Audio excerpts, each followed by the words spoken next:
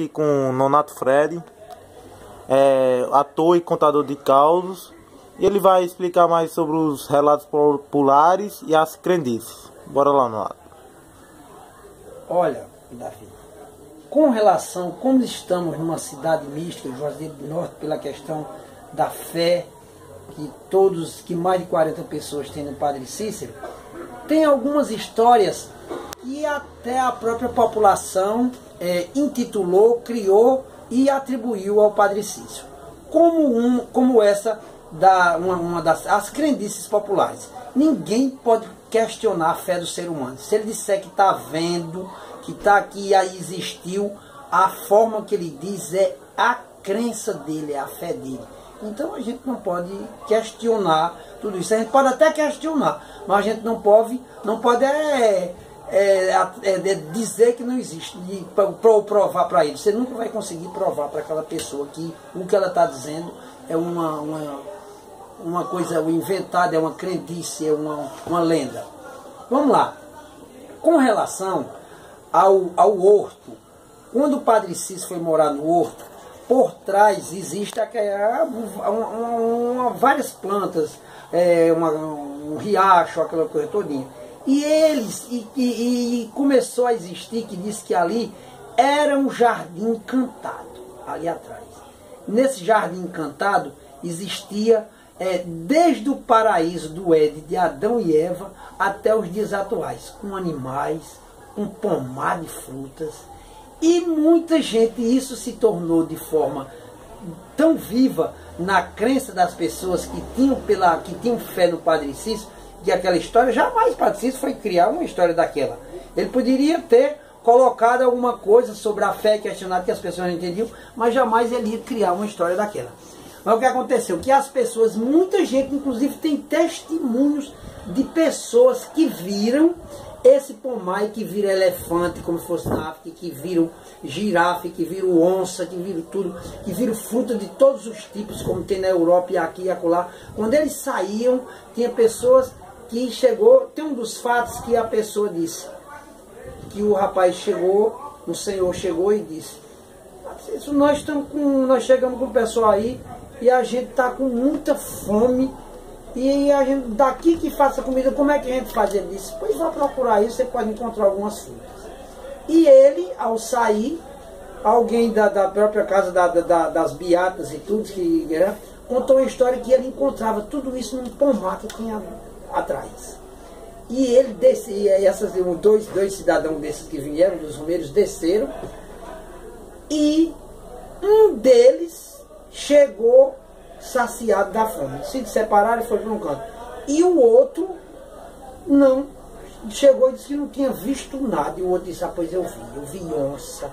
Eu comi muita fruta, eu comi fruta de todas as diversidades, de todos os tipos, e estou aqui saciado de fé, saciado da fome. E depois o outro disse: hoje como foi que tu comeu e eu não comi? Aí trouxeram para o Padre Cícero, e o Padre Cícero disse: ele comeu.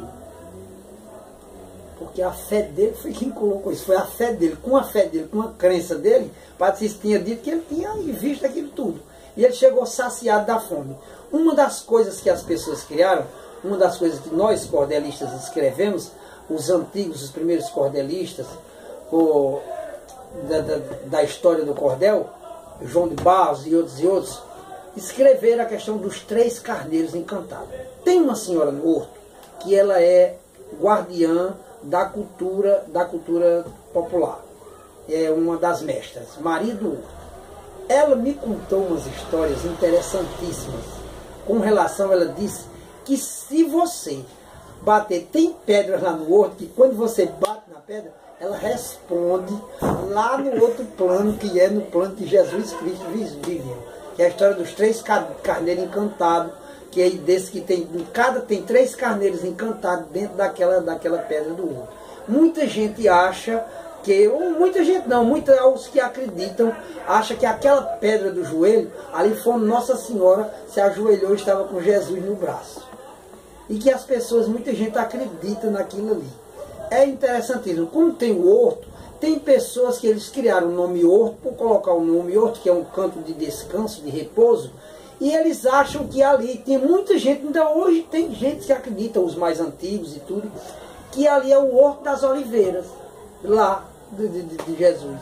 E que aquilo, que todas aquelas coisas, e Padre Cícero também colocava muitas parábolas que dizia, olha, essas pedras daqui, hoje as pessoas estão vindo, mas essas pedras do horto vão se transformar em pão.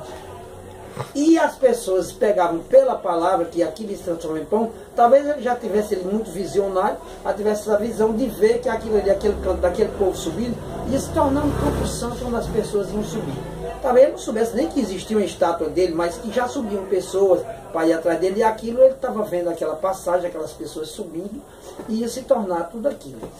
E, como de fato, hoje aquelas pedras, elas tiravam da areia, tiraram e construíram, muitas casas aqui em Juazeiro são construídas com elas, e que aquelas pedras as pessoas hoje vão visitar e deixam as oferendas lá, os dízimos, as oferendas, e ficam, e não é, se você for analisar, não é, as pedras não se transformaram, a estrada abriram, pegaram as pedras, fizeram a estrada e tudo, e hoje se transformaram em pão, com relação à história dessas pedras. Tem pessoas que acreditam que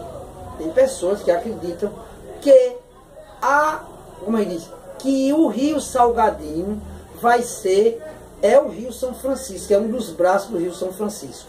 E que São Francisco vem entregar aqui na matriz o Jordão, lá de onde Jesus viu, o Rio Jordão, que Jordão vem entregar São Francisco. São Francisco desce lá no Rio e ele vem entregar ali na matriz, aonde a baleia vai ressurgir, que é a história da Pedra da Batateira. Diz que a Pedra da Batateira, por ser uma das fontes aqui da região, ela é amarrada, tem umas correntes e tudo, porque seguraram por ela. Então as pessoas criaram a crendice, foi criada essa crendice, e para dizer que vai descer, quando que isso aqui, pela questão dos fósseis, isso aqui já foi mar, a gente sabe que foi pelos fósseis, nós já sabemos que isso aqui já foi mar. E as pessoas dizem que isso aqui pegam a máxima de Canudos, né? Esqueci do Beato lá, e diz que o sertão vai virar mar. E o mar vai virar sertão. E que aqui já foi mar, a gente sabe pela questão dos fósseis e tudo, né? Tem ali na Serra de Santana. E que tem uma baleia ali embaixo do altar da igreja da matriz de Juazeiro do Norte. Tu já pensou? Aí essa baleia está ali, quando essa pedra desabar da batateira, que isso aqui se torna mar, a baleia vai ressurgir, aí São Francisco mais Jordão vem e fazem o apaziguamento disso aí.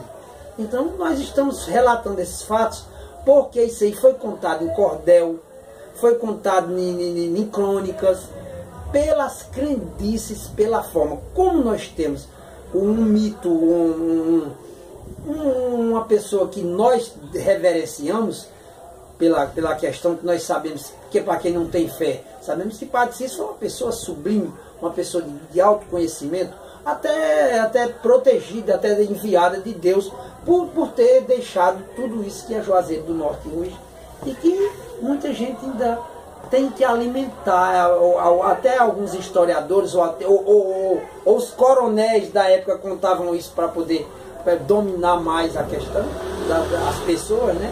Os seus empregados, os seus súditos, mas que Deus continua. Agora que isso aqui é um milagre, essa terra desse tamanho, essa cidade desse tamanho com pouco tempo, e quem é que não deixa? A fé move montanhas e você jamais pode questionar a fé do ser humano. Isso são relatos do povo que acontece aqui no Juazeiro do Norte. Tá ok. E a poesia que tu disse que ia... Sim, falar em fé, eu vou contar uma poesia de um poeta chamado Zé Laurentino, que diz mais ou menos assim: tem certas coisas, seu moço, que eu não gosto muito não. Por exemplo, ouvi contar a história de operação, de arrancamento de dente, fiz história de briga, eu posso até escutar, mas me dá uma fadiga. E outras coisas, seu moço, que de bom gosto eu não faço, é dar esmola a quem pede com santo embaixo do braço. Pois eu acho que os santos não têm muita precisão. Afinal, eu nunca vi um santo comer feijão. Mas por arte dos pecados ou por minha pouca fé, Todo dia lá em casa passa um velho andando a pé. Por sinal, muito feliz, chega em minha porta e diz: esmola para São José. Aí, pro modo da esmola, a mulher se remexeu. Eu disse: não vá, que quem vai hoje sou eu. Aí, quando eu cheguei lá na porta, o velho teve um espanto. E eu disse: vá trabalhar, que eu não dou esmola santo. Troca o santo no inchado, deixa de ser preguiçoso. Que santo não quer esmola, não seja tão preguiçoso. E o velho me olhou e disse: que São José te perdoe, e se Deus estiver te ouvindo, eu quero que Ele te abençoe, que cubra a tua casa de paz, amor e união, sossego, prosperidade, conforto e compreensão.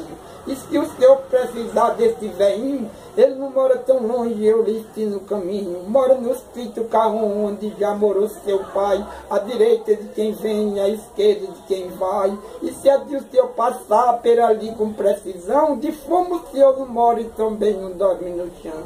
Aí quando o velho de Shakira, eu fiquei sentindo naquele instante, como se eu fosse uma formiguinha sobre os pés do elefante. Estava com as pernas tremendo, digo não peço segredo, que o homem deu-me uma pisa sem me tocar com o dedo. Eu com tanta ignorância e ele tanta mansidão, fez eu pagar muito caro a falta de educação. Então, naquele momento, eu gritei pro Salomé, mandei trazer pro velhinho uma xícara de café e fui contar o dinheiro, tinha somente um cruzeiro, dei todinho para São José. Então, isso são as crendices que são relatadas, que os poetas, que os cordelistas, os poetas relatam. Ninguém pode questionar a fé de ninguém. Então, tá aí alguns dos fatos e os casos contados. Está ok, então. Vamos acabar aqui a entrevista. Muito obrigado, Noto, pela participação.